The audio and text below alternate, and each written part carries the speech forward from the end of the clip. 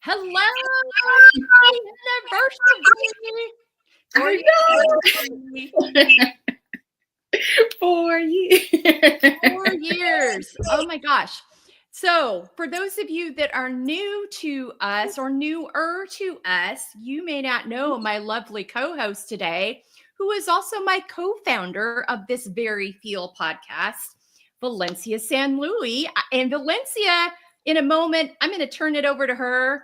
And she's going to turn the tables on me and she's going to walk me through the talking points. So stay tuned. I have to answer all the questions I've been asking so many of you for 4 years. So yes, you get your turn to be like, now she's in the hot seat.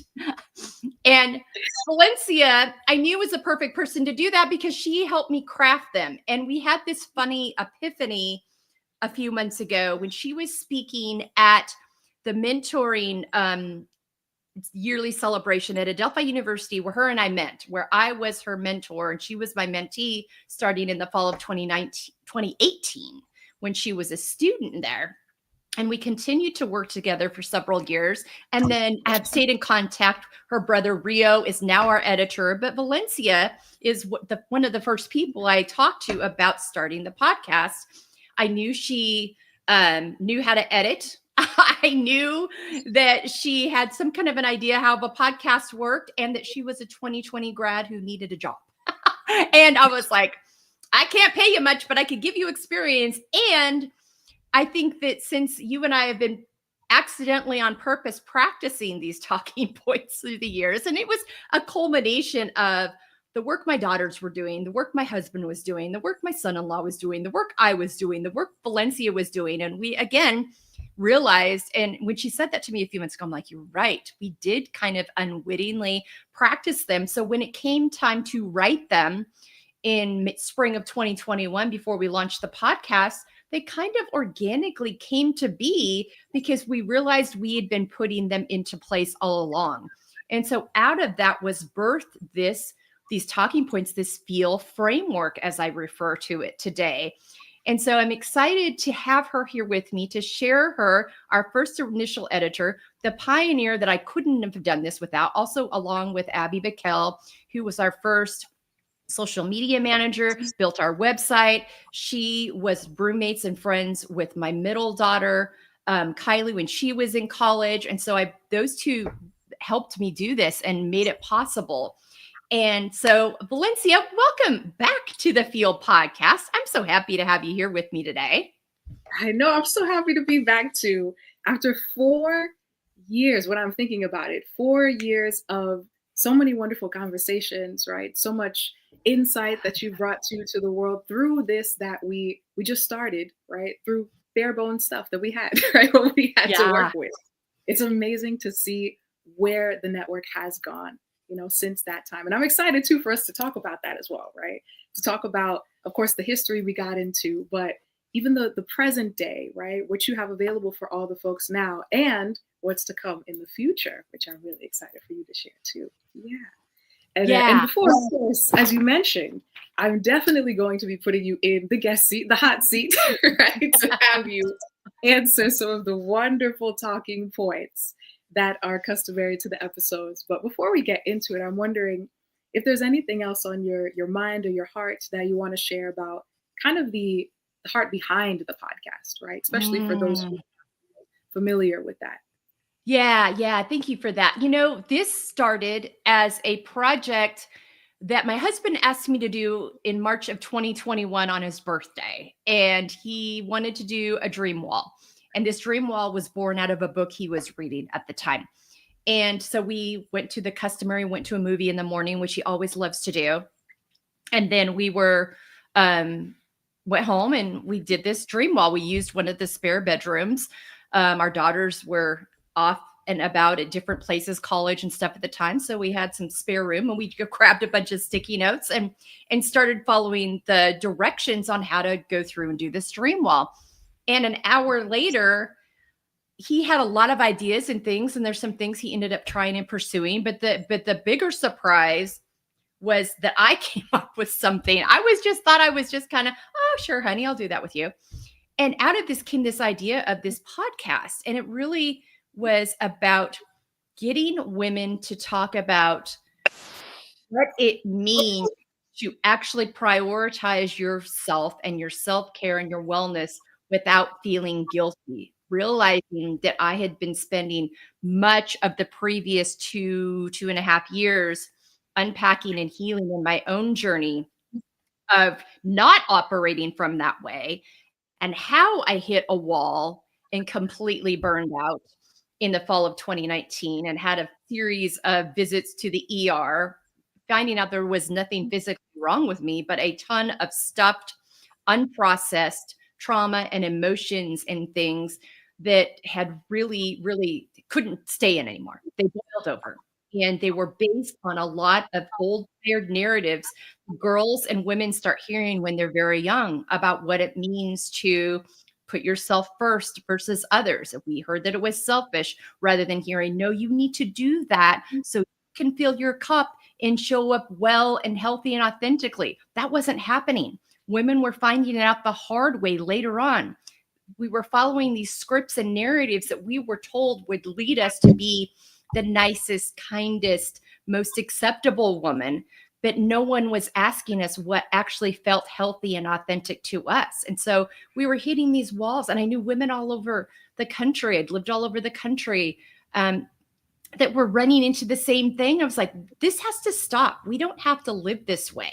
And so how can I contribute to the conversation? And I was like, I'd listened to a lot of podcasts during the pandemic. I honestly couldn't have told you the name of one podcast prior to 2020, but I got very well versed in them as I was working from home and listening to podcasts and discovering all these voices that I hadn't, that I may have known but hadn't tapped into before. And I was like, I think I can do that. I'm pretty good at talking to people and connecting with people. I know a lot of women. I think I have some people that would be willing to have these conversations with me. I did, very funny. Oops, that was my phone going off. Sorry about that. We're live. So I forgot to turn that down. So I was like, but part of the reason I wanted talking points initially was simply because I'm a talker. Anybody knows me, I'm a talker. I'm like, we cannot have 3-hour episodes. No one will tune in. So we have to give me a framework to, kind of keep the wheels on the bus and not let this go in too many different directions to help me keep focused. And as we did this, but I knew in that, there's some core tenets I want to be part of this. So as we started building this and I started talking to you and Abby and talking to my family, as we were putting this together, I knew I wanted the acronym to be FEEL. I knew that was important because I knew such a part of my journey was living so disassociated for so long. And I knew how that impacted me and how it was impacting other women. And so we had to start feeling and processing and coping with and moving through these emotions and experiences that we had been stuffing that we were told were bad. I wanted to take the morality off of emotions and have the conversation that these are clues. There's no good or bad about them. They're clues. So let's take these connotations and descriptions and narratives off from them so that we feel free to actually feel them and move through them. Let's get rid of this narrative that anger and grief are bad and that we shouldn't feel happy because the world is on fire. No, that happiness and that joy helps fuel us so we can show up every day in our most authentic ways to do this. And so all of this was in my head and we talked about all of this. And through that, we were able to put together the talking points. And it was kind of like, well, remember that time you talked to me about healthy boundaries? I think that should be one. Okay, we knew self-care was going to be one. We knew that was good. That was like a tenet. But then it's like, okay, what within that? And then we knew that we wanted to talk about processing all the emotions. And so I was like, okay, the connection between mental, emotional, physical health. We need to talk about that. We knew we wanted women to feel like they could show up as themselves. And so unapologetically came to play. But we also knew that if women were going to really change narratives for us in the world, that we had to do it together as a team and get rid of this whole competitor comparison mindset. So that formulated that unapologetically for ourselves and each other. We knew that we had to get back to our why, our values, not what we've been told to do, but what felt authentic to us. So we knew that had to be a part, and that fed into us living out of our own expectations versus others. But in order to do that, we also knew that we had to open the door to embrace all the pieces and parts of us. And for me, that felt organically like layers. Layers was the word through a lot of conversations with everyone that came to mind, that like, okay, what does that look like? And what is, because one of the things my therapist had challenged me with as I was working through my layers was to get curious rather than judgmental. Meet my 8-year-old self, my 10-year-old self, my 18-year-old self, where she was at that time, and what she knew and what she had learned and the examples that she'd had, so that I could see her from that lens of curiosity rather than that lens of just judgment and, oh, what was I thinking? Which made me also think a lot about my self-talk and unpack that and become very aware of what that was and the impact that has on us as women. And then that kind of the correlation and the wrap up was, okay, and living out and applying all these things and doing this, how does that then impact your relationship with yourself and your relationship with other people? And then in terms of the questions, I knew that women historically have been too tied up in their identity being tied to what they did. And that's been set up by culture from day one. Many men struggle with that too. That is a cultural narrative across the board. But there was like, if you didn't have certain titles or roles, then your value was lessened. And I'm like, no. We need to get rid of that. Roles, titles, they'll come and go. We need to be foundational in who we are. So to make us stand out and be a little different, rather than doing that bio of all the things everybody's accomplished, we're going to ask our guest how they describe themselves. What are your character traits? And we're going to introduce them that way and allow people to get to know them from that space. And then they can see, as we go through the talking points, how they show up in the world is organically tied to who they are and how they describe themselves. And then those key questions of, 5 activities that nourish you and 5 words on how you want to feel the next 6 months, we knew were a great way to wrap it up and thoughts to leave our listeners with. What I didn't know at the time is how those 3 key questions will become such a core component of the F.E.E.L framework as I took this outside of the podcast and started talking to people one-on-one and creating the online course that we've just created and writing in the book that Jessica Garrison wrote with my, support and content editing, but really she did the hard work on. And so I think now that I think back on it, but it was all very organic in this conversation. Yeah, and that's the beautiful part about it, right? Everything that you said, everything that you're rooted in, it comes out of real experience. And for that to just blossom out in these different ways, right? The talking points, the book, the online course, the Substack, the community, right, that you've built. It's amazing to think that we're here, right? Yeah. With the dream on the dream wall, we're here. Yeah. And with all of that wonderful gratitude and the feelings associated with reflecting on all of that, I would love for us to transition into having you as a guest now. And okay. Right. And I want to start with understanding that yes, we talked a little bit about who you are, right? To me, who you are to the platform, but we want to get into how you describe yourself, right? What are some of your character traits? I am passionate. I'm ambitious. I am stubborn. I am curious. I think I'm funny. This is a big joke between my husband and I.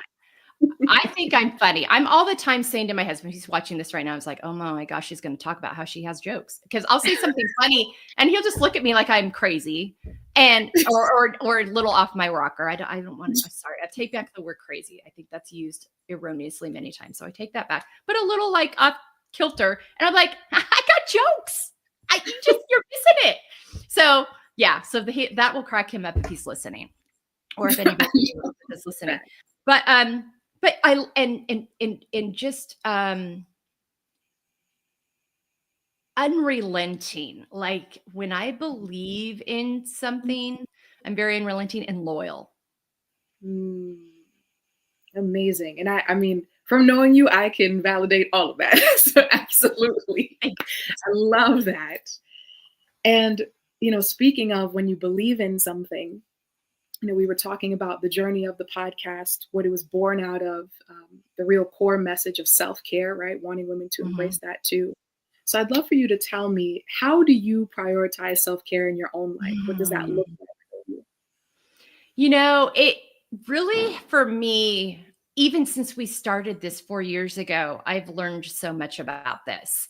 And that I have to be really cautious to make sure the things I'm doing don't become a checklist item, that they're actually feeding me, and being intentional about that. And so I do have a few non-negotiables. Like I move my body in some way every day. That's a non-negotiable for me. I know that's important for me. I know that feeds my body and my soul.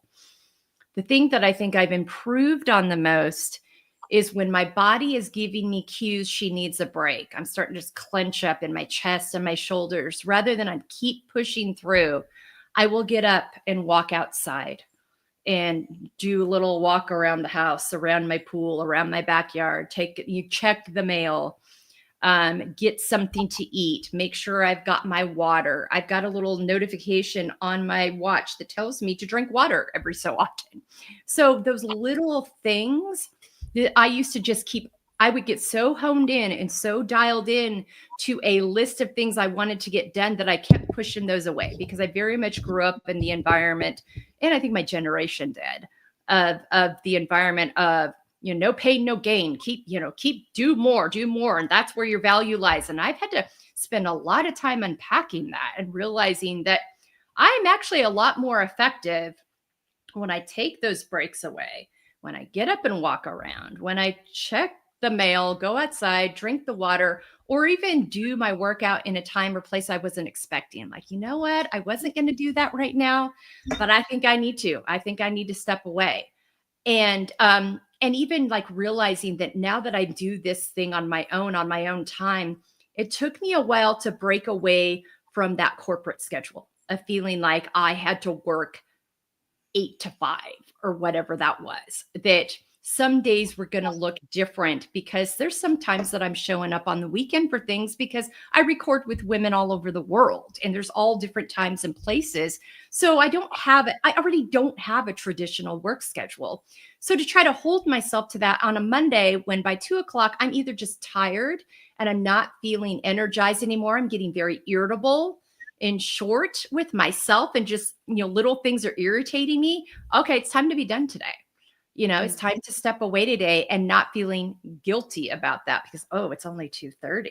I was like, that's not what this is about. You're not on a clock. You're not reporting your time to anybody. You're not getting a star for just, wearing yourself out. And so I think that's the way I think I've been most come the farthest. And it's a work in progress, always come the farthest in my self-care.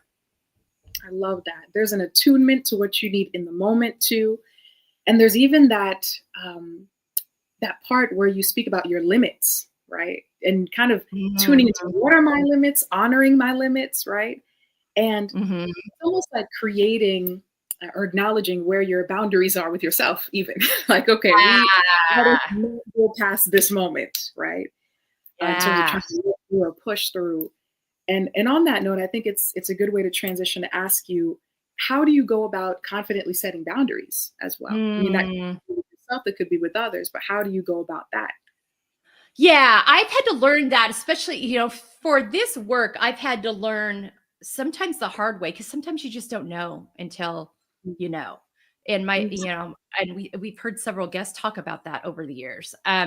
You don't know till you've bumped into something. And so initially, when I would record for the podcast, I would just fill my schedule, and I would just Monday through Friday fill my schedule. And I realized, and and be a guest on other podcasts and take meetings and all these things. And I realized, like, you know what? by the time I get to that second or third or fourth one in the day, I am not showing up the way I want to. I am kind of pulling myself over there, and I really have to like dig in to get focused and be as present as I want to be. I need to really rethink how I set up my schedule and when I'm in recording season. And Yes. and make sure that I'm leaving myself room to answer those other emails, to have those other meetings, or maybe just realize that during this time, I'm not going to do guest appearances while I'm recording for a season, because that's not fair to either my guest or the person I want to, because these conversations, we get into some heady topics sometimes. I mean, they're wonderful. I learned so much from them, but also these are not lighthearted discussions many times. And so there is an impact that has on me as I'm coming out of them. So that was one of the first areas in the work that I really had to set boundaries. Doing it from home and having it start as a passion project, I had to realize that even within that, I still need boundaries. I still need to take time off. I still need to make sure that I'm taking some intentional time away from all the platforms. And that includes the social media part of it, where I'm always, I'm very active in promoting and letting people know and all those things, very astute to that. But I got to step away from that sometimes, and take a break so I can feel refreshed. So this does still, even though it's an area now where I'm working to create places to generate income, because we've been supporting this out of our own pockets for the last 4 years, and we're really trying to turn the table there where we can generate some income with really meaningful organic offerings. But that, so it is work in that sense, but also it is something I love and I want it to stay that way. And in order for me to show up fresh, I've got to be more, intentional. So I really try not to on Sunday engage in any way unless there's something going on specific. I really try to make Sunday a safe day. And then there's other times I'll let the team know, listen, when we were finishing the online course, I worked several days in a row because we had a lot of other things going on the platform. We started dropping 2 episodes a week and we were doing the panel shows. And I realized in order to meet the deadline for the online course that I worked up several days in a row. And I realized, oh, this isn't good, working well. So I let the team know, hey, the next 3 days, I am not available. Unless, if the house is on fire, grab a hose and we'll deal with it on Monday. I mean, I knew I had to step away. And so being really intentional about that and paying attention to that, and then making sure too, in my personal life, that I am, if someone, if a friend reaches out or tries to call and I know I'm not at capacity to give her the time I want to give her, I won't take that call and I'll text like, hey, I'm wore out. Can we talk on Monday? Can we talk at this time? And I don't always, probably the only exception to that is I will always pick up my daughter's calls because they're my daughters and I don't know what's going on. But they're even really good about, saying, if I call them, hey mom, tonight, now is not a great time. And they're the ones that brought the whole boundaries conversation to me in the first place. I mean, my oldest Sierra is the first one that introduced the word boundaries to me, back in, oh gosh, I think it was 2017 or 18, about the time Valencia and I met. I was like, boundaries, what are you talking about? So, I mean, what's that? I thought that was the state line. It was geographical for me. Like I didn't even know what it was at the time. So this whole thing that's happened within me in the last, 8 years has been quite the determination, but also boundaries in my relationships, like really being mindful of who and what I give my time to and the kind of energy that requires and the kind of energy I allow in my life. And there's been some hard lessons along the way. There are some people I have to love from afar a little bit more so now than I used to, because I will no longer abandon myself to meet someone else's expectation of me. I love that. You spoke to so much surrounding the boundaries piece, right? Boundaries that protect and preserve your mental well-being, right? Your emotional well-being too, right? What do you have the space to hold in that moment? Boundaries that help support you to not be, teetering back and forth, like, okay, I'm tired, I'm thirsty, I'm hungry, all of that. You spoke about how boundaries really help you prioritize different aspects of yourself and your health, right? Mm-hmm. And even regarding your relationships too, your relational health, right? How it allows you to preserve what's important to you, what matters to you, right? While still having some sort of connection with the person that you are having to, which I think is a really big part of boundaries, right? Oh, Sometimes we think yeah. it's like a wall, but it's not that at all, right? No. Boundaries, it's really you're preserving and you're protecting something that is important to you, right? Mhm. And you're allowing for yourself and for the other person to have a dynamic where neither of you feel depleted, right? For example. Right. Yeah, I think that's incredible. And when you spoke about again the mental well-being piece, emotional, physical, this kind of brings me to our next topic, which I'm curious about, which is how do you make sure, as you make sure, okay, I'm working out every day, I'm moving Mhm. my body. How do you make sure that you take care of your emotional health as much as you take care of your physical health? I mean, you mentioned boundaries as one aspect, but Yeah. Yeah. Before we move to that, I want to point out that one of the first boundaries conversations you and I had was regarding relationships. So I think that that is, sometimes that's a place we miss in the boundaries conversation, but maybe sometimes that's the first place we need to visit when it comes to the yeah. boundaries. So one note of that. In terms of my emotional health, the first big piece was just even allowing myself to feel them. And then and that there was no bad or good, that they were all there as clues. My body wasn't working against me. She was trying to let me know she needed something. Mhm. And so for a long time, as I was really practicing and learning how to make this a habit, because when we're trying to make shifts in our lives, our nervous system equates comfort with safety. And so it can take a while for you to naturally tune into something. So there was several months, maybe in a couple years, that an active part of my journaling practice every day was writing down all of my emotions that I was feeling at the beginning of the day. So I could look at each one, determine where that was coming from. Is that rooted in truth or a thought from an old narrative that I need to retire? And what needed processing and moving through, and how could I tend to that in a way in my self-care that would allow that to happen? And so that became, I've found now that because I practiced it that way so intentionally for so long, it really now is a more natural occurrence within me. I can wake up in the morning and be pretty aware of all the nuances of what I'm feeling and where they come from. And but it took very intentional, I would say a couple of years of every day really staying. So I want to share that because so many times when we are making these shifts and we live so disassociated from our bodies so much of the time, when we start touching base with it, you can feel everything all the time so much that it can feel overwhelming. I mean, when I finally opened the door to allow this to happen, all these different things were showing up in different parts of my body. There would be this numbness, this tightness, this pain, all these things. And as I slowly unpacked and processed and moved through the different things that had been stuffed for so long, these different things would subside.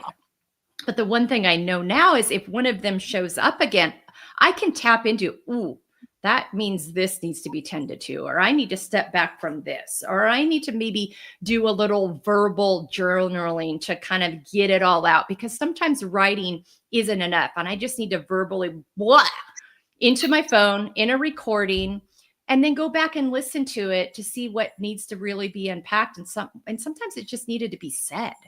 Yeah.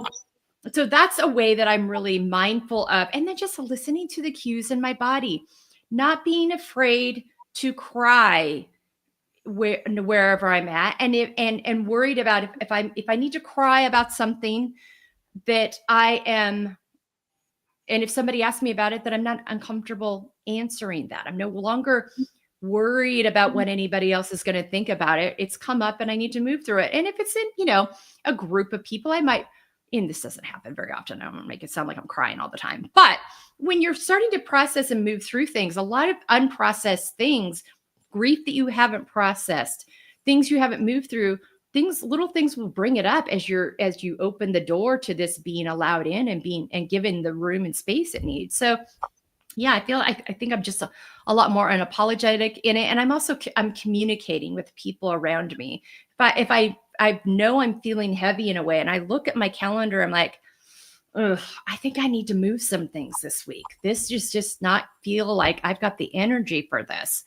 I think I need to move some things around. Then I will do that. And I won't lead with I'm sorry anymore. I will lead with, hey, this has come up. I appreciate um, your patience in this as I need to make this shift and really changing the language around it. And, my friend Erin Copeland and Erin is a friend here on the network that if you follow us, you've heard from quite a bit. She had a series of things going on in her life where she wasn't able to show up for some panels she signed up for. And she led with, oh, I'm so sorry. I'm like, you never need to apologize for showing up for your life. You don't ever have to apologize to me for that. And I think part of that is allowing yourself to feel all these things and then look at your calendar and be okay with, you can't be a flake and cancel everything all the time. That's not what I'm saying. But instead of pushing ourselves through, being really mindful of what we have the capacity for, not only remembering how we want to show up, but we want to make sure the other person is getting the healthiest version of us too. Yeah. Wow. So much good, so many nuggets of wisdom that you shared from the journaling practice, which I am a huge fan of journaling, I have to say. That is a practice that I'd recommend everybody, right? Because you get just so much insight in terms of what's going on internally for you, right? Even the sort of body scan that you were able to do associated with your emotions, to the point where you then knew the connection later on of, oh, okay, if I'm feeling this, maybe this is what I need, right? The fact that you spoke about that, the fact that you also spoke about how I loved what you said about not being afraid to cry, right? Wherever you are, really express yourself as you are, no matter where you are, right? Yeah. And to be really unapologetic about that, I think is something that we as women really, really need to hear. Ourselves, our full selves, not the cookie cutter great version that's always, great and nice to everybody and does whatever is, desired for us to do in the moment. Yeah. Just as you are right now, being unapologetic about that. Yeah. And honestly, I think that is truly the perfect segue to me asking you, right? How do you support yourself and other women when it comes to living unapologetically? You mentioned, right, telling Erin, don't say sorry for just living your life, right? For attending to your life. But what are some other ways that you think you really support yourself and others with that? Well, this goes back. I'm going to tell a story of myself, and I've told it on the podcast before. I've been with this for a while, and it's one of my husband's favorite things he ever got to help me do. And it was learning to quit apologizing for everything that happened in the world. I was a chronic apologizer for most of the first 50 years of my life. And I think many women are. I know they are because I've had conversations with over 150 women now, and this comes up in the conversation all the time. And so it was something that I worked on early on of quit apologizing for all these things. And so my husband talked to me about this for years. And I was like, oh, you're over exaggerating. Well, then my therapist was like, what do you think of this? I'm like, you've been talking to my husband? What is that? You guys? And she's like, no, but he would be a great tag team partner in helping with this. And I think you remember when this happened because, because then I turned it on Valencia. I'm like, hey, I'm learning this thing. I think you should too. So it became this very intentional habit of every time I apologized for something that I shouldn't have been apologizing for, my husband would like, nope, stop. And this happened during the pandemic. So he was working from home. So he was there with me to do it all the time. And he loved it. Like he took it on like, all right, let's go in. Let's do this. And so every time I said, and this went on for a good year and a half, where no, stop, reframe it. No, stop, reframe it. So I've started becoming more and more aware. And I would tell you now, he very rarely has to do that with me. I can't honestly tell you the last time that had to happen. Again, going back to what I was talking about earlier, those intentional habits that we want to change, that we are so unaware of for so many years until we finally sit down and pay attention to it, and we don't realize the number it does on us. Because when we are apologizing for everything, it changes the way we show up in a room. It sends the message whether we want it to or not, that maybe we're not sure we belong in that room, or that our voice deserves to be seen, known, and heard, that our voice has value in that space. And so it was like, oh, that is really the first step in showing up unapologetically. And so that was my first big step. And then I realized, and something now that I talk to women about when I'm working with them, I work with a group on campus at Fresno State University of women, the Gender and Leadership Group. And one of the things I've told them is like, don't ever enter a room leading with I'm sorry. Don't ever enter a conversation leading with I'm sorry. If you need to talk to your professor or your boss or a manager, or you saying something in a meeting, you hey, can I have a minute of your time? Okay, not right now. Great. Can we schedule? Never, oh, I'm so sorry. Can I have a minute of your time? No, there's a very big difference in the way I presented that. And so that in that way, we teach people how to treat us. We let people know how we feel about the space and place we're taking up in the world. So that for me is a key component of it. And then it's also quit seeing everybody else as competition. Now, the society and the patriarchy has very much set it up in a way that if women are pitted against each other, then we'll just kind of keep them here and they won't really be able to take up the space in the world that moves the power dynamic at all. And it's like, no. If we're going to change the places and spaces and for women in the world to be safe and welcoming and equitable, then we have to do it together. And that means first learning how to show up unapologetically for yourself, and then showing up for other women unapologetically. So that might mean, if you're in a boardroom together and she's trying to say something and she continually gets interrupted, you're like, wait a minute, Joe, I don't think Sarah was finished yet. Let's let her finish. And then, yeah, I'm sure you'll have time to say what you're going to say. And then all of a sudden she's like, oh, wow, she's for me. That we're not climbing the ladder and kicking people off as we go up. We're climbing the ladder and building a bigger ladder and bringing women up with us, because when we are all made uniquely and authentically, and we aren't taught how to live into that early on as little girls, but we are. And if we are allowed to show up in the world as that authentic, fully healthy version of ourselves, no one else is like us in the world. It needs all the versions of us showing up, because we're going to connect with different people in different ways.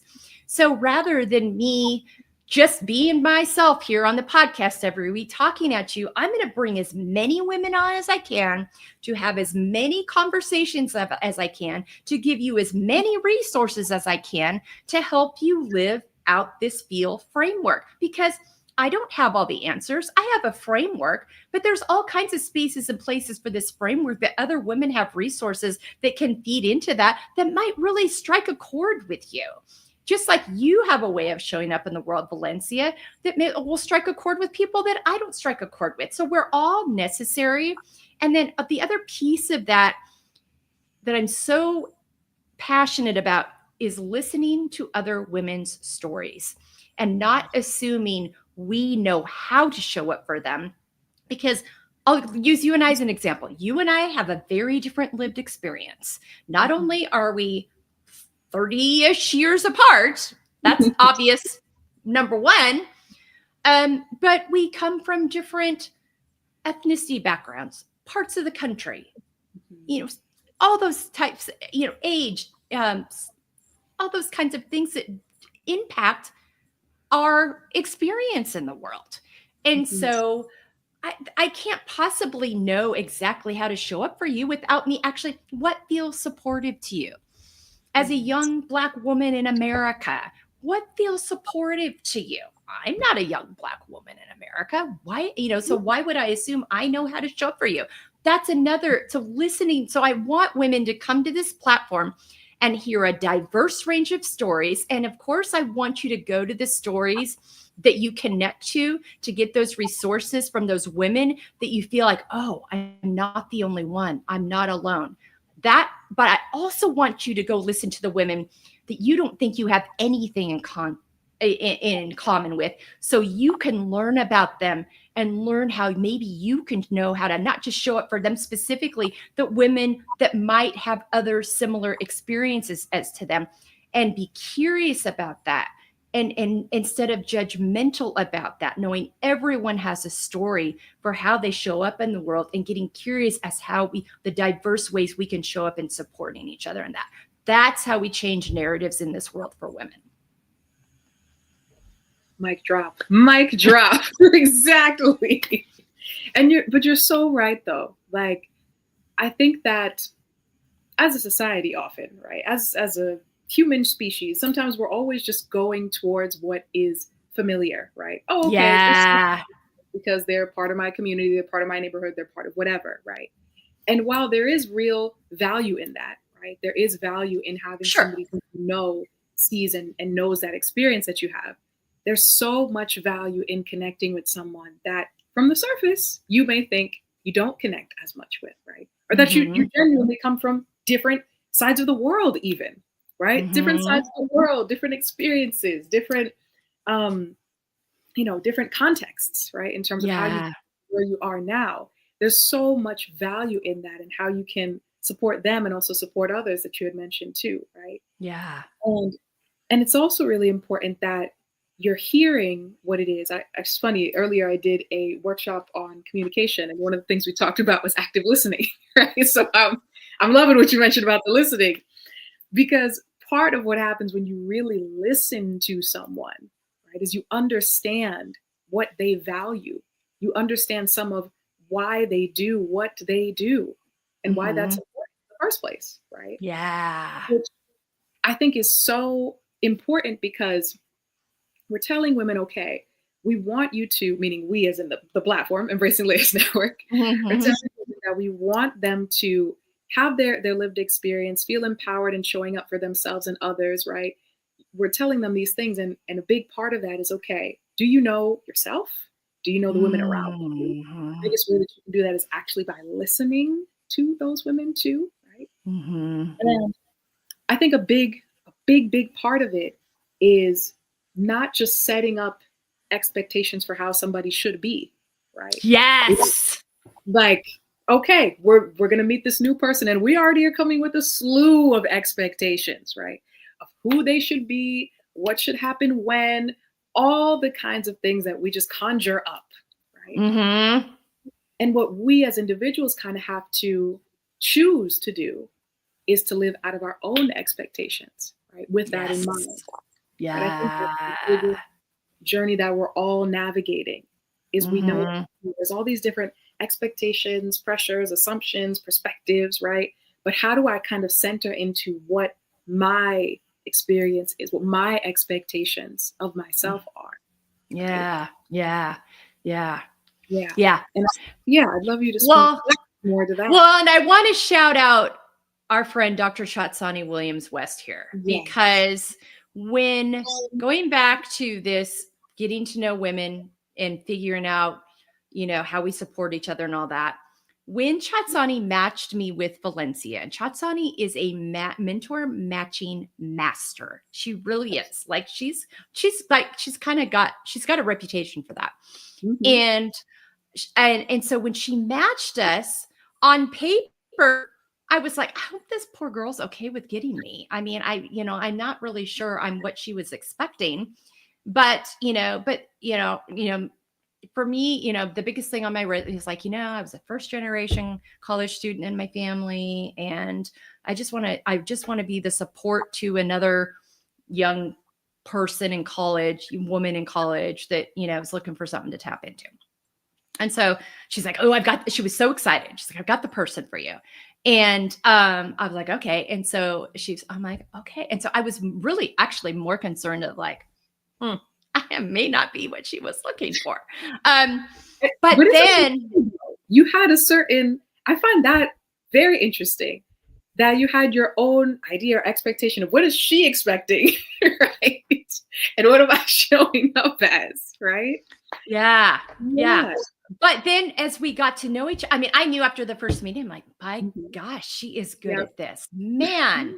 And I can't imagine, I mean, my life, thinking about my life without ever meeting you, well, we wouldn't be sitting here today. We wouldn't be sitting here today, for one. Yeah. I mean, so the rest is history. So, but I think, so going back to your point about perception, I think it's so important that we be careful with that. We get so many narratives and stories in our heads and we treat them as truth. And sometimes they're just stories and narratives, and going into something very curious rather than preconceived notions and judgmental. So yeah. So I love that. Yeah, yeah. because I mean, part of that too is when you said the stories and the narratives and the meaning, right? Because we're all making meaning, right? As we're going through our Yeah. story, we're all making meaning, expectations, pressures, whatever. They're all just us making these things, creating these things. Mhm. But I think part of what you're speaking to with expectations as well, and even building relationships, is what are you actually creating? What do you want to create? What are the Mhm. expectations you have of yourself, right? That you want to Yeah. Yeah. that's a really big piece, and I'll share this one thing since you mentioned us first meeting. I remember I told Mrs. West, I said, "I just want the best person you have for me." And I can say without a doubt she did just that. Because when we met, I said, "There's no way that these little like synchronicities are lining up in I terms of our know. alignment on things, what we, what mattered to us, what we believed in, all of that, right?" And I Mhm. think that if we had went into us meeting with a layer of just these preconceived kind of expectations of this probably not going to work out, then I don't know if it would have flourished into what we have today. Yeah. Oh, 100%. And it just required, and that trust that we had that, Chatsani knows what she's doing. Yeah. And, He and so does. yeah. Yeah, the expectations piece, so when you spend so much of your, if people were to meet me on the surface for most of my life, I'm an extrovert. I can talk to pretty much anybody pretty easily. I don't have a lot of problems in social situations for the most part, although more social anxiety than people would think, because I spent so many of my first 50 years making sure I was saying the right things in the room with the crowd I was in. And I knew I could figure it out, but if there were certain crowds that I was a little unsure of how it was going to be received, I would go in with a lot of like tightness in my chest and anxiety about it, versus people that I knew were my people and I could flow with. I could cover it well. No one knew I was anxious, but I was carrying that all in my body. And it wasn't until I started living not living disassociated anymore, that I realized that that was something that I'd carried for years. And I realized as I did that I was spending so much of my time worrying about connecting with the right people and making myself malleable for them. And it was tricky because my husband works in an industry where over the years he's worked in very public facing positions. And in different places and spaces and seasons of life, we've ran into people who really want to know us because of that very public facing position he owned. And I never really, I just took it at face value that people were people, and I showed up and I was loyal and whatnot. And we had to learn some hard lessons along the way, that when we kind of put ourselves in company of people that we missed the cues of what they really wanted out of the relationship and felt like, oh, these are the right people to be associated with, they really hurt us later on, when maybe something happened or the position changed or the challenges came along and there was a shift in the narrative. And it was that at that point I was like, no more. I will no longer squish myself into being acceptable for anybody. I'm just going to be mean. We're going to see where the chips lie and where they fall and where they may. And my friend Joy Drake, and she was on season 1 with us, and Joy and I have known each other for, our oldest kiddos are a week apart and they're 30. So we probably known each other for 28 years. I think we met, when our oldest were about 2, and I think our middle ones had just her youngest and my middle had just been born. So we've done a lot of life together over the years. And as I was going through these different seasons of trying to morph myself into these different spaces, Joy was just always who she was, no matter what. Never tried to force herself into spaces, never was malleable, who she was unapologetically all the time. Never felt like she had to apologize, never had over explained. She was just always so comfortable in her own skin and how she showed up in the world. And if people didn't take her, then they didn't take her and she moved on. I mean, she just was not fazed by it. And I would just look, and I craved that ability to do that. And I finally was able to tap into that over the last, 5 to 6 years, truly. Now, I would tell you, people that know me were like, really? We didn't know that about you. Seemed pretty, because sometimes I think people equate someone being outspoken and opinionated with someone being really comfortable in their own skin.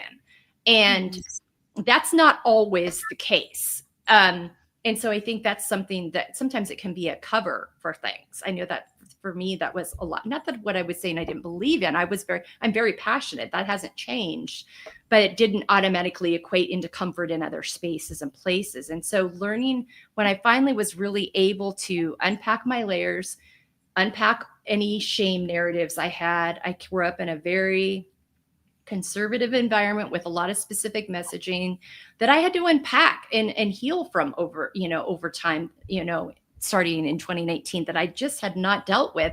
And as I opened the door to that, it opened the space for me to really tap into who I was.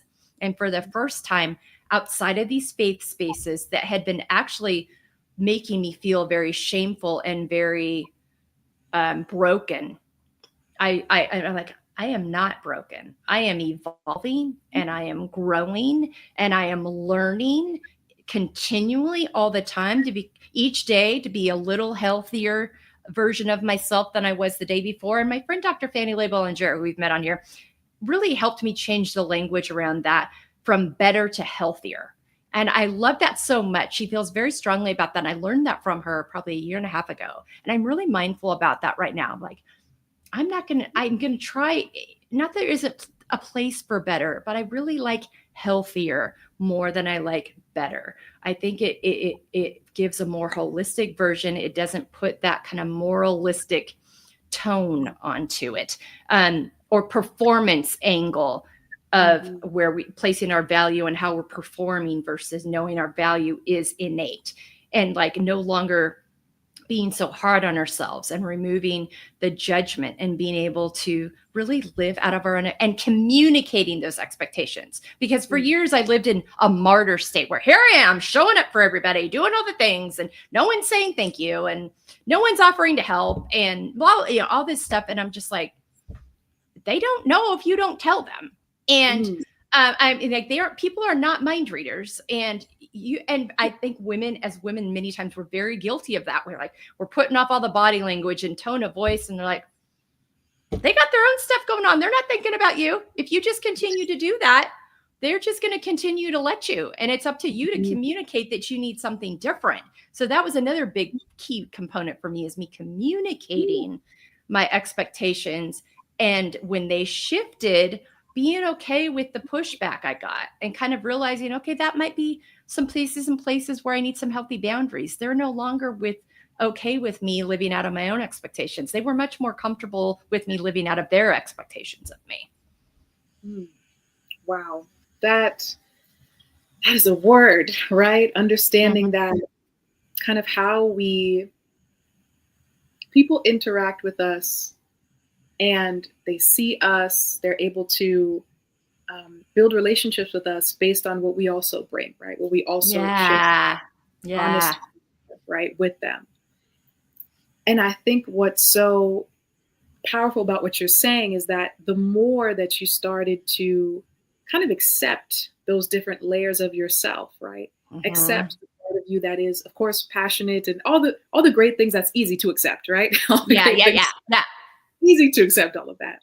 But can we also accept the fact that there is maybe a level of nervousness around thinking about what are some of these other people's expectations of me, right? Accept the fact that even though, yes, I'm coming in ready to go, right, that I also feel a little bit scared of being misunderstood, maybe, for example. Things that we think about that exist at the same time.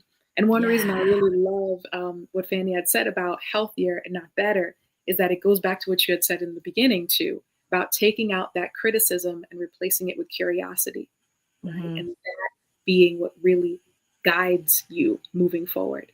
Yeah. And, with that, and I like this idea of, accepting those layers of oneself and kind of drawing a curious spirit about yourself, to accept yourself further. I want to ask you in this way,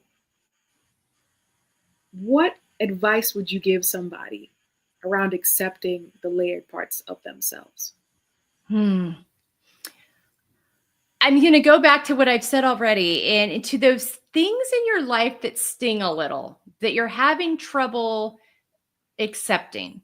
And let me be very clear, we don't have to love all the parts of our life. Of course, our lives are nuanced and chaotic and beautiful and terrifying and sad. I mean, all those things encompass a life. It really is just getting to a place of acknowledgement of that thing and not allowing ourselves to drown in it. And so when you have that thing that's hard, get curious. Why is this hard? Okay, let me go back and meet her in that state of life she was in. Let's look at who was in her life. Let's look at what she had learned. What did she know or think to be true? What had she been taught at that season? How did that inform that decision that she made, that choice that she made, that thing that she said yes or no to, that thing she didn't do, whatever it was, that thing that happened to her? And because so many times things happen to us that are not our fault, and they're horrible and they're hard, and we have to find a way to come to grips with that and heal that part and unpack any shame that exists around that and realize that sometimes terrible things happen and it doesn't have anything to do with you being wrong about anything. And being able to accept that with and heal in a way that allows you to move forward. So I always saw in like that curiosity rather than judgment, whether it's judgment on you, and also, for the people that owe you apologies that you're never going to get apologies from, that you look at their stories, and it doesn't mean they were right or you excuse that, but you at least get to a place of like, I know about their story that they had been through things that probably informed their decision. It was horrible, and I wish they'd never done it. And it's been really hard to recover from. And I know I'm never going to get an apology from them because for whatever reason, they're not able or willing to do the work that it requires to do that. So rather than staying stuck there, I'm going to allow myself to move forward and not let that have power over me anymore.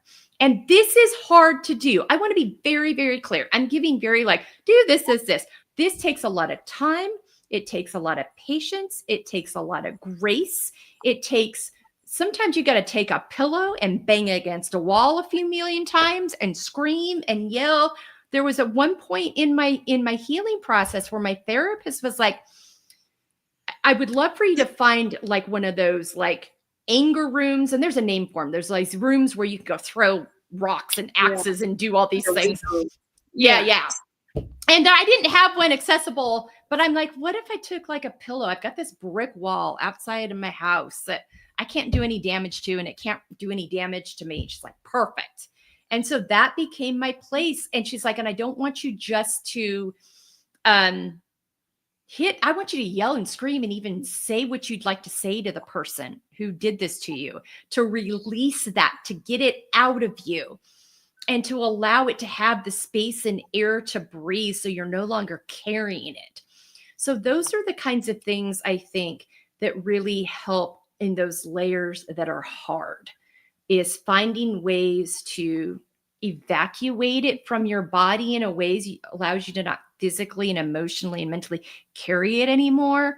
And also realize that quit trying to blame yourself for things where it wasn't your fault, but get it out of you. Don't continue to carry it, and don't stay stuck in a space. So yeah, yell and scream at that person that you're never going to get the apology from, or the one that you did get the apology from and you're still feeling some kind of way about it. I mean, all those things, whatever it is you need to do to move through that. So that would be the thing that I would say for me has been so helpful. That's powerful, because I'm hearing internally as you're speaking, I'm hearing the word compassion, written all over. Compassion for yourself, compassion for others, and how that really lends itself to things like forgiveness, acceptance, right? Accepting even your anger, right? Yes. Right? Like that's part of what we had talked about before, right? Living unapologetically. Can you own your anger, right? And allow it to be. And Hmm. because if you don't allow it to be, we hear so many narratives about women and anger. And it's not the anger itself that's the problem. It's what we do or don't do with it that is the problem. So Yeah. allow yourself to feel it. Anger can be a great motivator to make great shifts in the world and in life. Um, and allow yourself to feel it, own it, acknowledge it, and then release it so it doesn't become a poison to you. Don't continue to carry it so it turns into bitterness and all the other ways it can manifest itself in your body and in disease. There's so many things tied to it. If we don't release it, it's going to show up in other harmful ways. But don't deny it. It is perfectly acceptable and welcomed to feel it. It's letting you know something's going on that you need to tend to. Don't push it away and don't believe the lie that it's bad. Mm, yep, yep, yep. I mean, we've spoken so much too about, again, listening to yourself, even how, and this is where I want to go with this, is everything that you've said today speaks to how you can create a better relationship with yourself and others, right? When we talk about the self-care, the boundaries, right? Down to, okay, how do you decide to live unapologetically and support other women in doing so, right? Even the topic of forgiveness, right? That's something for yourself and also for the relationships that you're in, right? And something that I'd like us to do before we get into our rapid fire questions is I'd love for you to tell me, when you think about living out feel, right? Finding empowerment, embracing layers. What does that mean to you? What does it look like? How does it affect your relationships as well? Yeah. Yeah, for me, it's this whole combination of everything we've been talking about. And the one thing, when you're able to identify those things that nourish you, when you're able to fill your space in your life with that, when you're able to know your value and embrace your layers, when you're able to identify what your expectations are versus others, what your why and your values are, and how that feeds into your life and your expectations and your healthy boundaries, they all feed into each other. And you get very clear, because when you get clear in your expectations, it helps you. A lot of that feeds, a value that I had a hard time accepting for a while, as I finally was getting clear on what mine were versus what I've been told they should be. And I would have told you for years, oh no, I live out of my own expectations. I know what my why and values are. And I wasn't until I really went on this journey starting in the fall of 2019 that I realized, sprinkled with a little bit of both. We need to get real serious and truthful with ourselves about this. One of my values that I was able to identify was travel. And that felt very frivolous to me because I was still working through that mindset of being productive and making an impact in everything you do. And I remember and I'll get back to the travel in a minute. This is going somewhere, I promise. But I remember my therapist saying something to me one weekend. She's like, I don't want you to do any work on yourself this weekend. I was like, excuse me? She's like, I just want you to show up in the world with no agenda, no checklist. I just want you to be. What feels refreshing, do. Not because it's good for your blood pressure, because you want to do it. Go do something fun, not because of some health benefit. I was always tight, but because just for the heck of it. And that actually helped me. Oh, it's okay that travel is a value of mine. Travel refreshes me.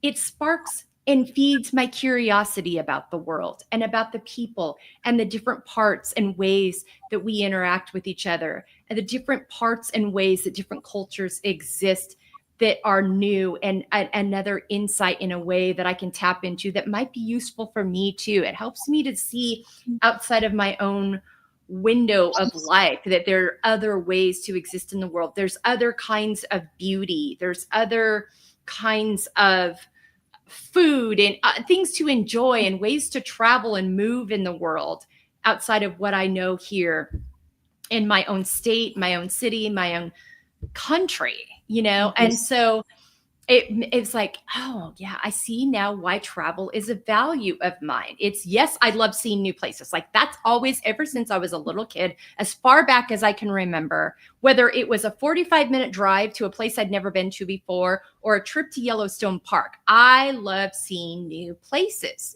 Mm. And it's always been a part of me. And I, there was a curiosity that came up within that, and that stayed with me, and so that really helped me to, see and embrace travel as one of my values, which then helped me embrace that part of me, which then allowed me to relate to myself. I'm like, oh, I've got these values of loyalty and passion, and then there's travel. That's my kind of silly, frivolous one, I was instead able to and travel and light up about it and not feel like it was like I had to explain it to people. Because the other thing that has been an important part of me living out F.E.E.L is to stop explaining everything I do. I was the codependent over explaining champion of the world for most of my life. And I wouldn't have told you that I was, but I learned that I was. And it was a hard pill to swallow because I really, really held on to that. I'm independent and strong and I don't need anybody. Blah, blah, blah. And that worked against me too, because I had to learn to allow people and places that were healthy for me into the spaces to support me in these things, but also realizing that the codependency did exist, and it had a solid reason, but wasn't serving me anymore. And I needed to unpack that. And that allowed me then to embrace these other parts of me and stop apologizing and feeling like I had to over explain why I was changing my mind, why I was saying no. And and my daughters would say to me, Mom, don't have to explain it. We got it. Stop. Too many words. And it was them doing it over time, and me just realizing no and yes are enough. And I don't, and so it all fed into me, being able to accept all these pieces and parts of me, knowing I deserved a voice in a room, knowing it was okay to say no. And Valerie Rivera was a guest in season 4. She's going to be a guest again in the fall. And she said, and I've quoted this a gazillion times on our platforms, and I think Jessica even referred to it in the blog this week, because it's one of the smartest things I've ever heard, is whatever you're saying yes to, you're saying no to something else. You better be okay with what it is you're saying no to. And I take it a step further. I'm like, make sure that you're never saying no to you. No longer abandon yourself to meet somebody else's whatever of you. And if you can live your life in that way, it allows you to really live out F.E.E.L. And then that changes the way you show up in relationships. It also creates a set of, when you can be that way with yourself, you can be that way with other people so much more. In a greater awareness. You're also not going to allow people in your spaces that take that energy from you, that are going to ask you to abandon yourself. You're and you're also going to show up fully present, because you know your own value, the need to fill your own cup. You're paying attention to the signs and signals when it might be time to step away from a conversation when it's getting too heated. You're no longer defensive when someone asks to step away. And because I used to be like, we're going to finish this, we're not done yet. And now I'm just like, yeah, that's probably a good idea, which then allows for healthier communication and healthier respect. And so it not only changes the way how I show up for myself, it impacts how I show up for others and the message I send to others about what my non-negotiables are. Yeah, there's so much good in that, right? In your answer, from, like you had said, how you show up for yourself and how you show up for others. And we forget the fact that those are linked so closely together, right? Mm-hmm. It's not just I'm showing up for myself over here and I'm showing up for others here. These all feed into one another, right? They do. They really do. They really do. And I'm so glad that you shared so much of how you live out F.E.E.L, how others can live out F.E.E.L too. And I'd love for us to transition into some of our rapid fire questions. So if you're not familiar, on the podcast towards the end, we do 2 rapid fire questions for our guests. And the first one I have to ask you is, what are 5 activities that nourish you? I know you mentioned a few at the top of our time together. Mm-hmm. Mhm. What would you say are 5 activities that nourish you? Anytime I can get in the sun by the water, whether it's a Mhm. mountain lake, the ocean, or my swimming pool, which I'm very lucky to have now. I have a swimming pool for the first time in my life the last 2 years. It was kind of one of one of my negotiations when Brady's like, "We're moving to Fresno, California." I'm like, "Where it's 105 every day during the summertime." So pool. I will pool. Um, and so yeah. So anyway, so anytime that just like grounds me, it connects Yeah. me. The ocean has an impact on me that I cannot describe. Like it just washes a summer lake. Lake Chelan is one of my favorite summer lakes in central Washington, Lake Pend Oreille in North Idaho. I grew up a lot going to Lake Mayfield and Lake Merwin. Like lakes were a big part, and also going to the ocean a lot. Grew up in the state of Washington, going to the ocean a lot on the Washington and Oregon coast a lot. I've spent a lot of time on Washington, Oregon, California coast through the years. I lived on Long Island with you for a couple of years, and I would make an intentional time each week to go to the ocean, to go walk. I know that boardwalk on that Long Beach area very well. I would go down there and walk that area and to get connected in that way. So I love any time by the water, time in the mountains. We live, an hour and a half from 3 national parks in the Sierra Nevadas. I love that so much. We just spent some time in Sequoia National Park over Memorial Weekend that was so filling to me. And so yeah, so getting up into the mountains. I'm a P&W girl at heart, Pacific Northwest girl at heart. I love, give me my mountains, my ocean, my lakes, my trees. I'm all about it. I didn't, and it was interesting living all over the country because it's like, oh, not everybody has a mountain. I'm like, oh, This isn't available everywhere. where's the mountain? Yeah. Because I grew up with Mount St. Helens in my backyard. And I was there. I was 10 years old when that thing blew in 1980. But yeah, so just that. So those things are very nourishing me. Travel. I just love to travel, go to new places. What haven't we seen yet? Go back to familiar places that we love. And then time with my family. It's just so nourishing to me.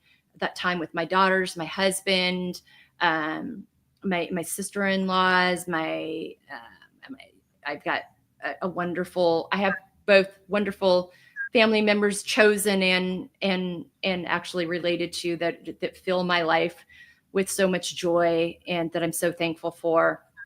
Is that 5? Yeah, I love it. We have Okay. I know. Now I know how that feels. More or less. We're with you. We're with you. Okay. Definitely nature, loved ones, all of that. Yeah. And I want to ask too, with all of that, that gratitude in mind, the things that really nourish you, what would you say if you're looking forward, right? What are 5 words that describe how you want to feel in the next 6 months? I want to throw good food, like a good local restaurant back into, if that makes 6 activities that nourish me. Love a good local restaurant with farm to fresh, farm to table kind of stuff. Love that. 5 words in how I want to feel the next 6 months. Nourished,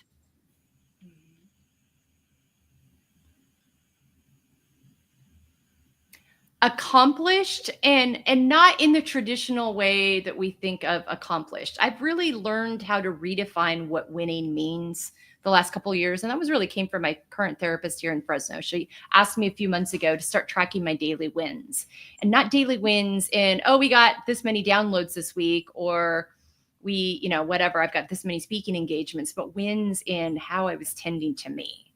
So accomplished, but being able to embrace that in all the parts of my life and really live that, because I still I am very competitive.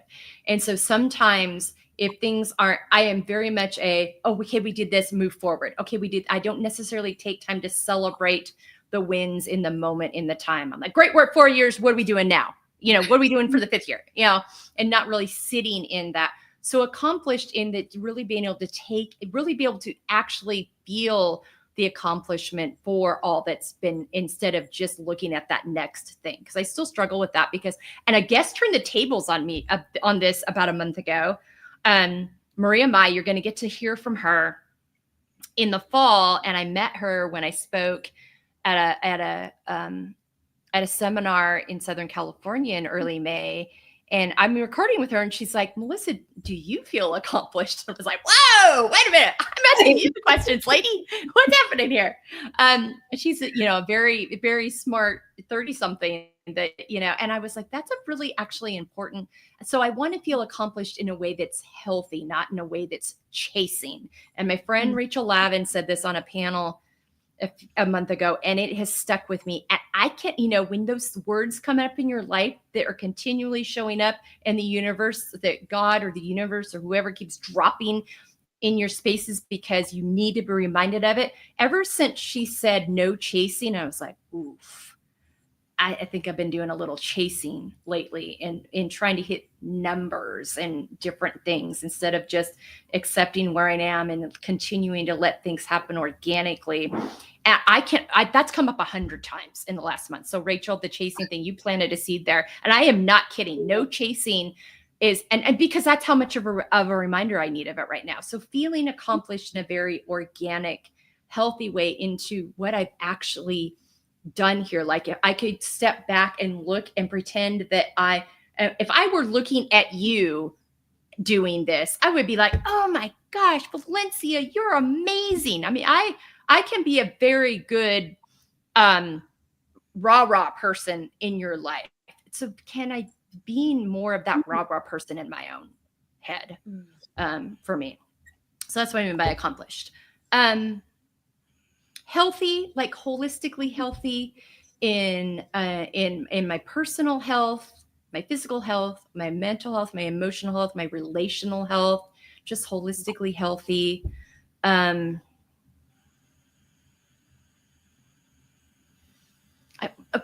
want to feel appreciated. And which probably sounds kind of funny based on all that we've talked about, but there's just spaces and places that it's probably there that I'm just not recognizing it. So not missing it, but also you feel appreciated. Feel seen for who I am now. I think, I am not the same. There's some character traits about me that we talked about up front. They're still the same. Like if you were just to see me on the surface today, you would not think I was all that different just from how I present.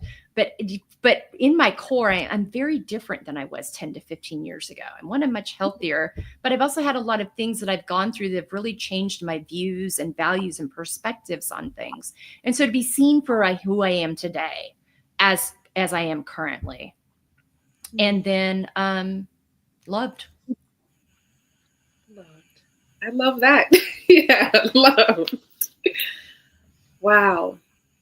Those are some really powerful reflections. And this is a celebration, too, of all that's grown over the past 4 years, right? Yeah. We're talking about how the platform has grown, but we're also talking about how you've grown, too, right? Yeah. The ways that you've changed and evolved, and how the show also, the network has changed and evolved along that time, too. I think that in the spirit of really celebrating that, right? I'd love for you to talk to and walk us through what are you celebrating, right? When it comes to our 4 years together. I have met the most incredible, remarkable women and some men too. Like I don't want to throw them, but this is, focused on women throughout the world. Like the people I have conversations with in relationships now throughout the earth, I am just like, and thank you technology, as much as we want to yell at it a lot of times. I mean, it's made it possible that I am just like, I can imagine not knowing them, not meeting them.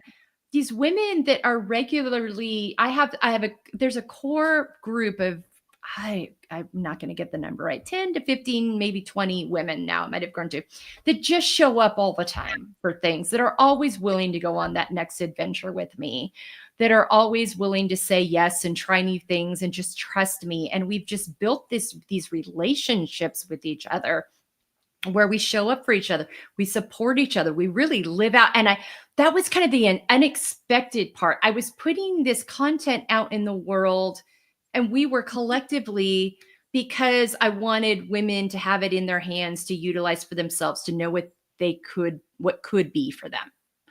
I did not factor in all of the women I would meet along the way that were doing this with me in their way, and how we could collectively come together and support each other in doing it as a whole, and how much those relationships mean to me now.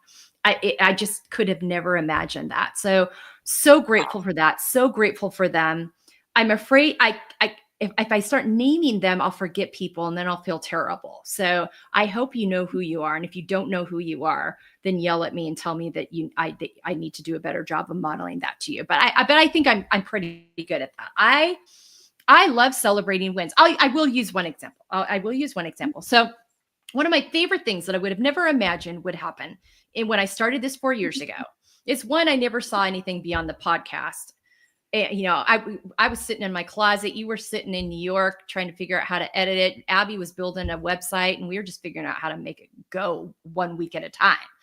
I would have never imagined that it would become all it is today.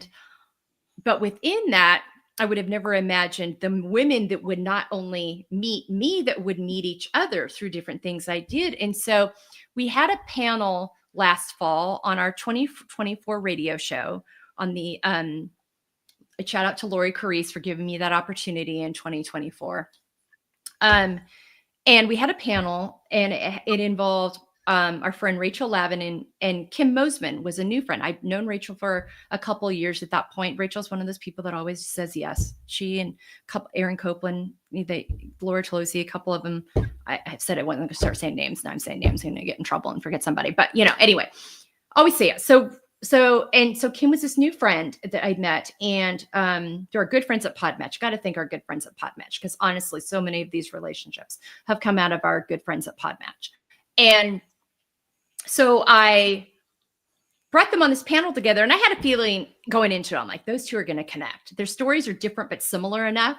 I'm like, I think those two are really going to connect. Because whenever I put these panels together, sometimes people ask to be on them based on what the topic is, and other times I'm asking them. And this was one where I was asking them, but I looked, I'm like, oh, those two will go good together. They'll have different things to say, but also similarities. So there'll be some good back and forth. And I was right about that. And not only did they connect, but they have now created their own podcast together. And wow.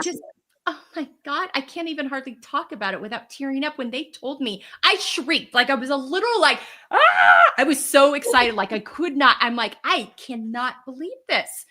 That not only has this birthed this relationship with all of us together and the ways that we support each other, which are numerous. I mean, Rachel has redesigned my closet. Kim has helped me write the workbook that goes with our online course.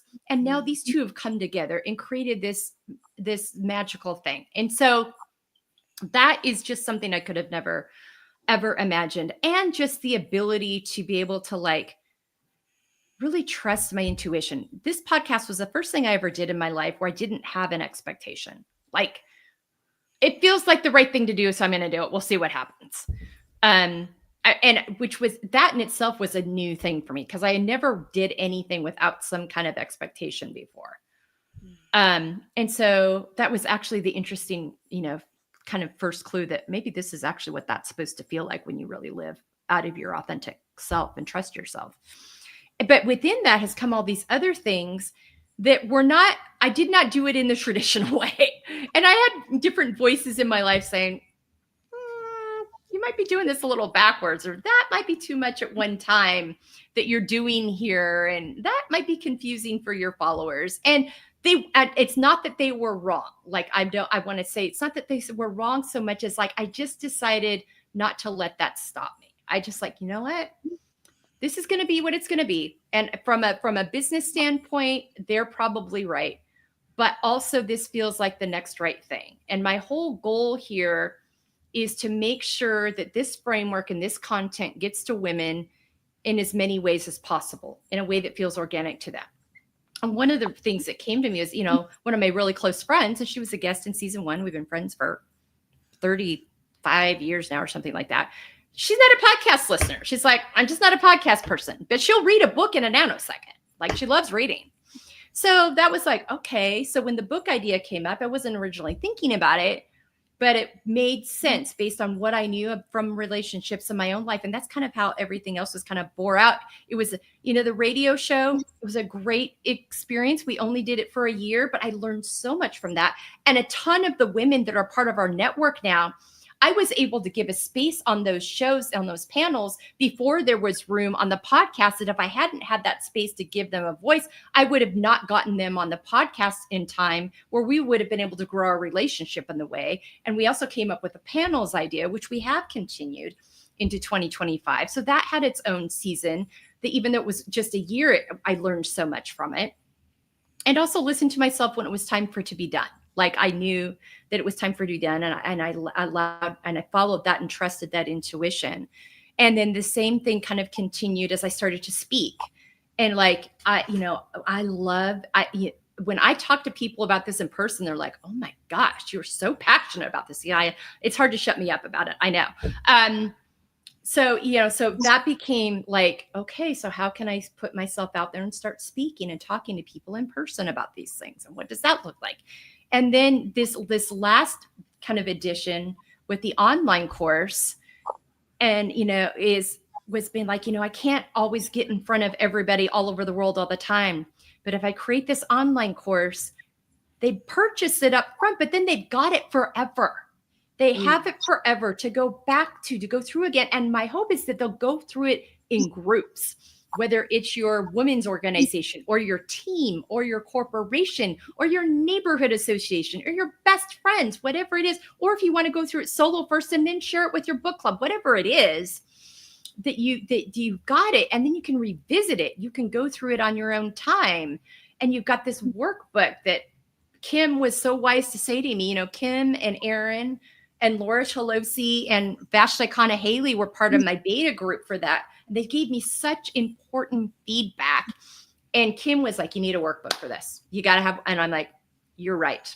And that's why it's so important to have those voices in your life that you trust to feed that into you. And as I was finishing this up, and I told you this a couple of weeks ago when we were talking, that I knew in that moment, I'm like, this might be the best thing I've ever created. And this completes the platform. We've got all the pieces there now. I didn't know when we started this 4 years ago that I was even looking to create a platform. We were just trying to get on every week and have conversations with women every other week at the time, and have conversations with women to get the conversation going.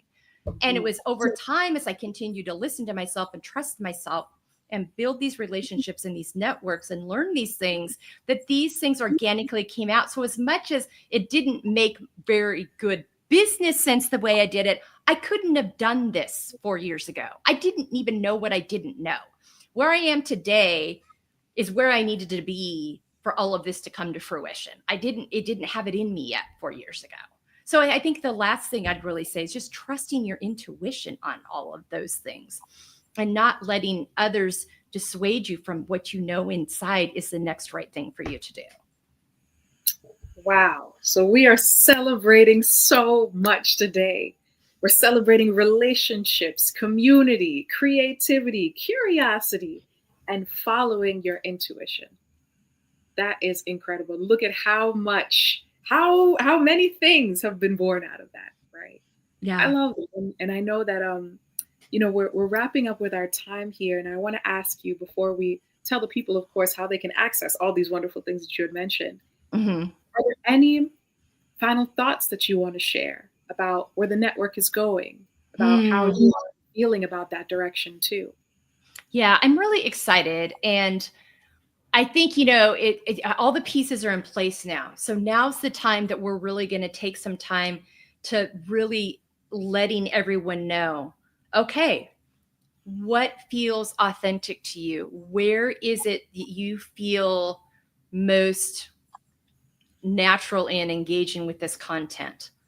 And because we've got every option available to you, and we want to invite you into that space that feels And then as you get into some of these spaces, you might decide you want more. And so then there's opportunities to have more. So if podcasts are a thing, we've got podcasts and great blogs by Jessica Garrison, our writer, with ways to engage every week. You can find those blogs on our website. You can also join our Substack, where you can get blogs, you can get newsletters, you can get access to our Substack lives that we do with our guests that have been authors, where they share about their book specifically. There's going to be a book club with our book, Embracing Layers Unapologetically, as well as 8 other authors that you're hearing throughout the summer on our Substack that we're going to be starting in the fall. So there's those pieces and ways to engage with us, podcast, book, or both. And the ways to engage are both included with the podcast episodes each week, as well as in our book. And so those are a couple of different ways you can join us. And when you go to embracinglayers.com, it's all there. You can find all of our socials and follow us on our social media, whether, then you can join the Substack if that's what you like. Or maybe you just like our shorts each week that you see on our Instagram and our TikTok or our YouTube page. You can, there's great, Charlotte Feehan does a great job. She's a social media manager and coordinates all that beautifully. She's a film editing minor, and she really takes her creative juices from that part of her life and pours it into that, and does a really masterful job of picking those sound bites and putting together those reels and shorts that are just great ways to remind you and give you a little snippet of what's to come in that podcast episode. So that's a way you can engage with us.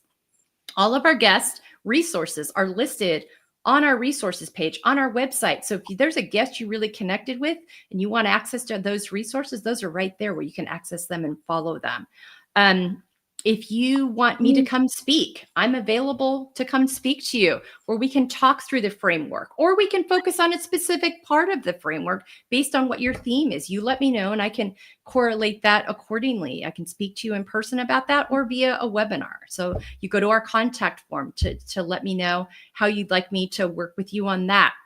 And, we've got our new online course, which is for you to have individually or collectively in your group. I'm hoping to be able to share it with corporations as well. I think this can be a great way for corporate cultures to really dive into first themselves and then into each other, like we've talked about throughout, because all this work to be healthy in bigger spaces starts with us individually. So we can show up healthy and create healthier spaces. And so I'm super excited about the possibilities with that. And when you buy that, you've got it for life.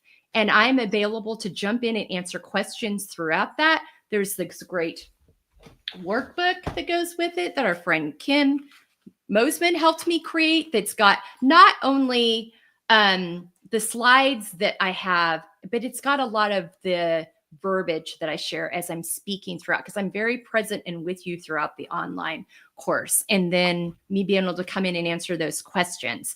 And so it's a great companion to that, especially if you're participating in the online course, but someone else purchased it. So maybe you don't own it. Maybe your company bought it, or the head of your chamber group bought it, or your junior league bought it. You can get the workbook and continue to revisit that and still have access to a good bolt of that information, even if you don't own the online course yourself. And then I've also, through the online course, this is Kim again, speaking truth to me, mentioned, she's like, you need to make yourself available to also work with people one-on-one, because maybe after they go through the online course, maybe after they attend something you speak at, maybe after they've read the book, or they've been listening to the podcast and really utilizing those ways to engage for years, they might be looking for a little more direct one-on-one advising or consulting. And so that's now available. You can go to our website and you can fill out that contact form and ask for a 15-minute free consultation. And then if you and I decide that you want to work with me further, we identify those areas you want to hone in on within the framework, then we can work together for that. And then it's $50 per visit for that. And that would get you up to an hour to work with me after that for a predetermined time that you want to. So there's a lot of different ways now with the same focus of inviting you into feel. And that online course is called, embracing a feel-fueled life.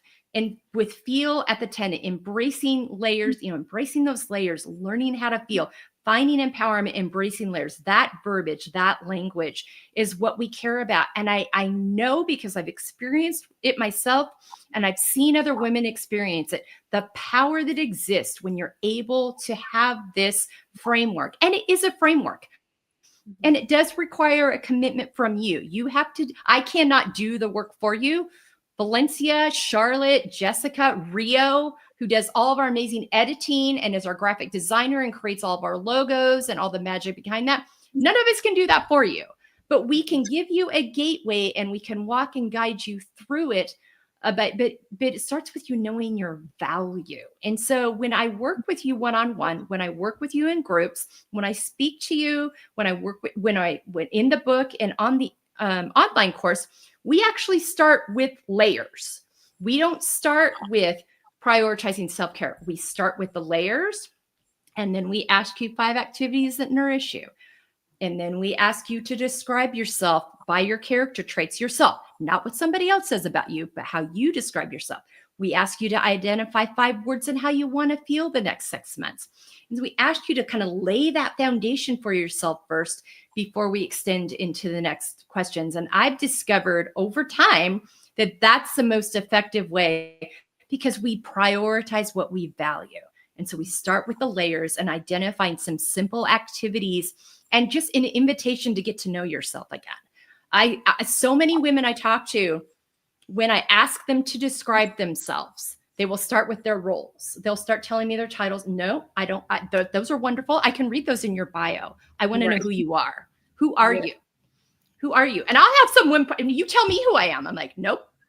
I'm going to sit here and we are not pressing record until you tell me who you are.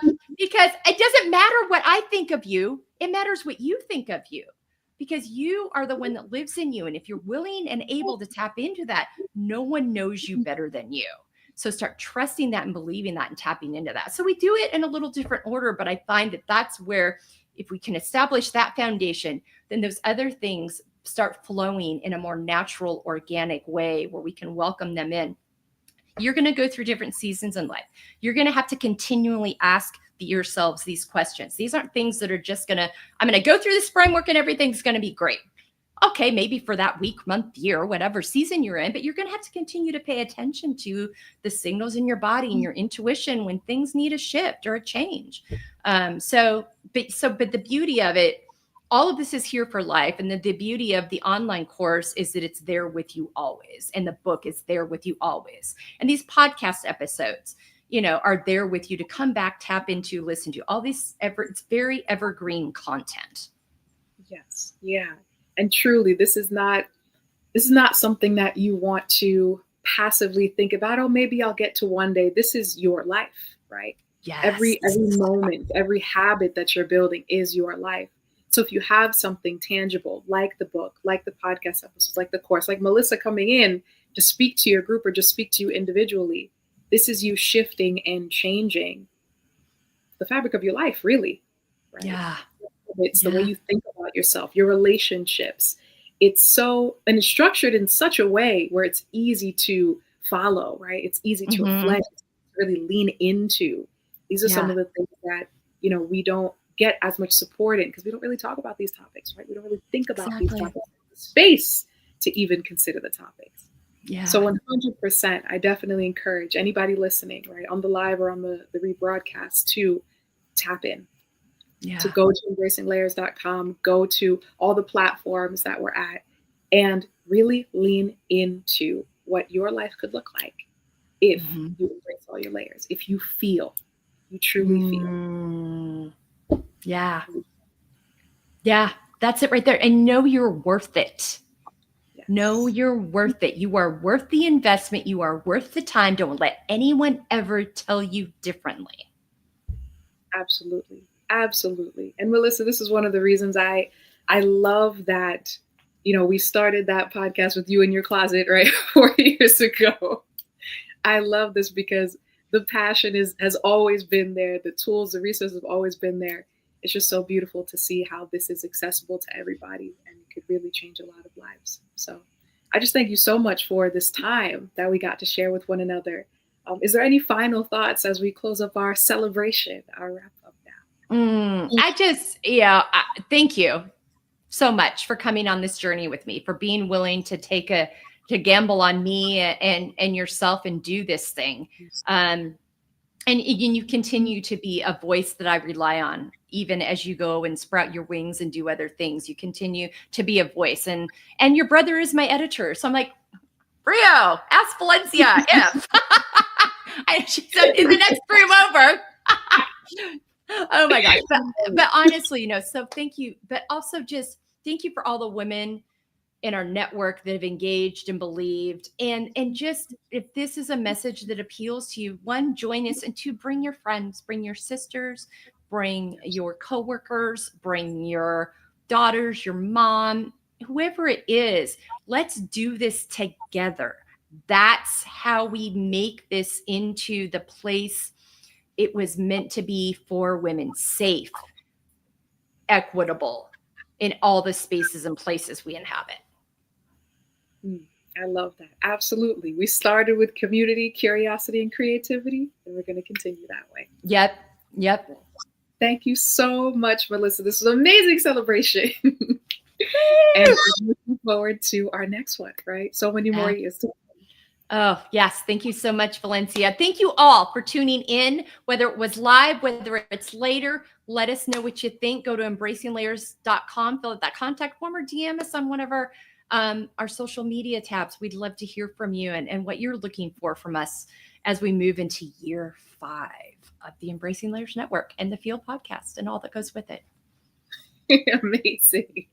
Have a wonderful day, everybody, and we will talk with you soon. Take care. Bye.